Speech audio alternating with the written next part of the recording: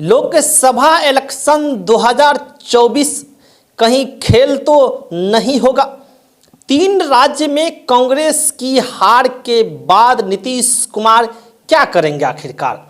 बिहार के रास्ते केंद्र की सत्ता पर काबिज होने की दमदार कोशिश कर रहे हैं। विपक्षी दलों का अभियान जो है अब धीरे धीरे जो है सुस्त पड़ता दिख रहा है। इस अभियान की अगुवाई करने वाले नीतीश कुमार भी इस गठबंधन में ज़्यादा जो है अब सहज महसूस नहीं कर रहे हैं। देश में अगर कोई नेता ने विपक्ष एकता को एक किए हैं तो वो नीतीश कुमार हैं। नीतीश कुमार ही देश के पहले ऐसे नेता था जिसने इंडिया गठबंधन को एक करने की कोशिश किया, यानी कि विपक्षी दलों को एक करने की कोशिश की नीतीश कुमार। कहा तो ये भी जाता है कि जिसे भी दिल्ली की गद्दी पर बैठना हो, जिन्हें भी दिल्ली की सत्ता पे काबिज होना हो, उनका रास्ता जो है बिहार और उत्तर प्रदेश से होकर ही जाता है।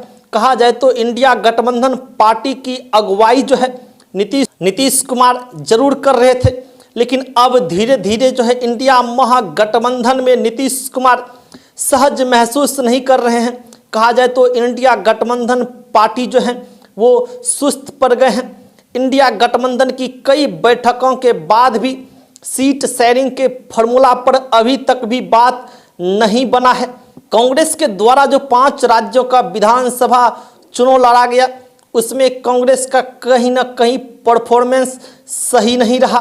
कहा जाए तो कांग्रेस जो है सिर्फ 2 राज्य में ही अपना सरकार बना पाए, 3 राज्य में कांग्रेस हार गए। इस बात को लेकर लगातार इंडिया गठबंधन के लोग जो हैं, इंडिया गठबंधन के नेता जो हैं वो लगातार टारगेट कर रहे हैं। क्या 2024 से पहले कहीं इंडिया गठबंधन टूट तो नहीं जाएंगे? लोकसभा चुनाव 2024 सिर पर है।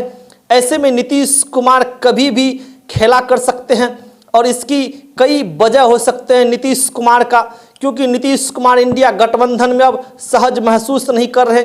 नीतीश कुमार इंडिया गठबंधन में अब घुटन सा महसूस कर रहे हैं।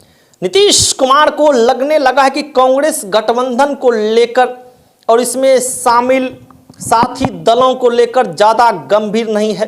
हाल में ही संपन्न राज्यों के विधानसभा चुनाव जिस तरह से कांग्रेस ने गठबंधन दलों को अनदेखी की, उसी का नतीजा रहा कि कांग्रेस और भाजपा सामने अन्य दलों के उम्मीदवार भी मैदान में उतरे।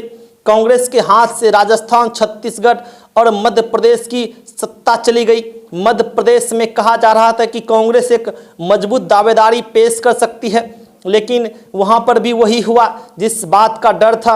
वहां पर भी कांग्रेस सरकार नहीं बना पाए। मध्य प्रदेश में भी नीतीश कुमार गठबंधन की कमान अपने हाथ में ले चुके। कांग्रेस के सुस्त रवैये से भी खास नाराज हैं नीतीश कुमार, यानी कि जिस प्रकार से कांग्रेस जो है मध्य प्रदेश, छत्तीसगढ़ अर्थात कहा जाए तो विधानसभा चुनाव में छोटे पार्टी को नाराज किए हैं, इससे नीतीश कुमार भी नाराज हो चुके हैं। नीतीश ने जब भाजपा के खिलाफ विपक्ष एकजुट करने का प्रयास शुरू किया तो सबसे पहले सोनिया गांधी से मिलने लालू के साथ पहुंचे थे, लेकिन सोनिया की तरफ से कोई भी नीतीश कुमार लालू प्रसाद यादव को खास रिस्पांस नहीं मिला। राहुल तब भारत जोड़ो यात्रा में थे, मुलाकात की और उनको विपक्ष एकजुट करने का जिम्मा सौंप दिया। नीतीश इसमें जुट गए। पटना में आप देखे होंगे 23 जून को विपक्षी दलों के नेताओं की बैठक हुई और अपने सिद्धांतों पर अलग अलग सभी विपक्षी पार्टी के बड़े नेता को एक मंच पर दिखे होंगे आपको। हालांकि इस बीच कांग्रेस कर्नाटक का चुनाव जीत गई। फिर कांग्रेस के सुर थोड़े बदल गए जैसे ही कांग्रेस का सरकार बना कर्नाटक में, और कांग्रेस का थोड़ा सुर बदल गए। कांग्रेस ने इसके बाद बैठकों में गठबंधन की कमान खुद संभाल ली।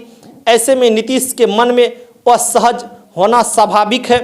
अब तेलंगाना में कांग्रेस ने सरकार बनाया तो उनके मुख्यमंत्री रेवंत रेड्डी ने बिहार और तेलंगाना की डीएनए की तुलना करके एक नया बखेड़ा खड़ा कर दिया। उन्हें केसीआर के बहाने बिहार की कुर्मी जाति के डीएनए पर सवाल खड़ा कर दिया, जबकि नीतीश कुमार के लिए बिहार में लव कुश समीकरण फलता फूलता दिखता रहता है चुनाव में। ऐसे में उपेंद्र कुशवाहा की वजह से लव कुश समीकरण तो पहले ही खिसक रहा था। अब तेलंगाना के सीएम के बयान के बाद नीतीश कुमार का प्रतिक्रिया नहीं आना, कांग्रेस का इस पर कोई भी प्रतिक्रिया नहीं आना, लालू प्रसाद यादव का प्रतिक्रिया नहीं आना, यानी कि अब ऐसा लगने लगा है कि लव कुश वोट जो है वो कहीं ना कहीं बीजेपी के साथ जा सकते हैं। ऐसे में नीतीश कुमार जो है असहज महसूस कर रहे हैं।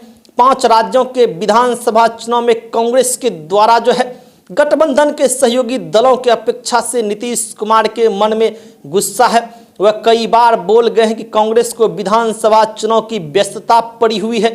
इसके बाद परिणाम आने के बाद जब कांग्रेस की फजीहत हुई तो एहसास हुआ कि आनन फानन में विपक्षी दलों की बैठक बुलाई जाए, लेकिन नीतीश कुमार, ममता बनर्जी, अखिलेश जी साफ साफ आने से मना कर दिया।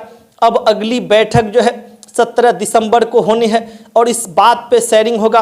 2024 के लोकसभा चुनाव को लेकर चर्चा होगा।